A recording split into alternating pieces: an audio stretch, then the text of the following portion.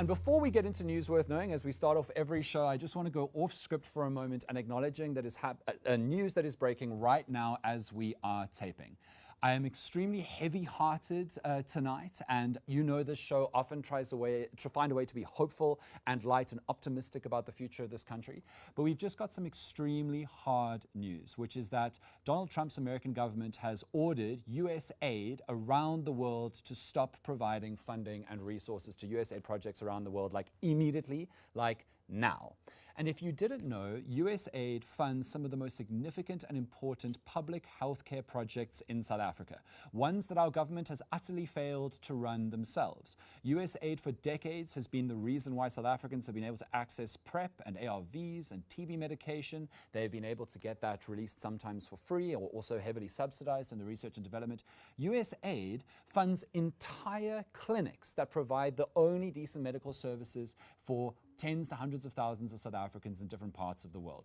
And you know, I usually have jokes. There are no jokes this time. This is awful, awful news. And it's happened today. It's happened right now. A directive has been released saying that all USAID activity, including funding, needs to stop now. And that means that as of tonight and tomorrow, potentially millions of South Africans' crucial medical health care that they need will stop, or at least be affected. This is an extremely scary time. And so just how can we process this? How can we try to figure out what's going to happen in the next week or so?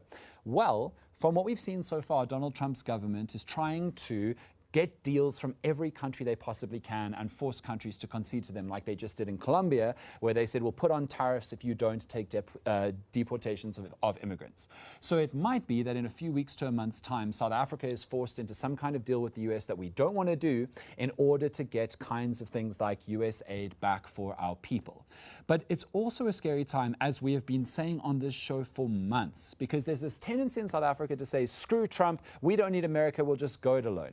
And I understand the desire to want to do that, but the reality is that we are heavily reliant, as we are with certain other countries, on things like US aid. And no US aid means meaningfully no health care, crucial, life-saving chronic medication and others for South Africans now, right now.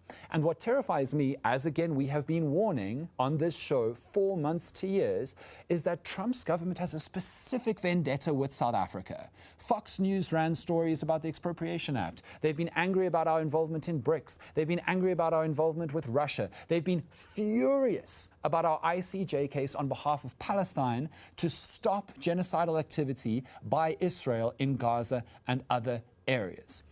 And we might get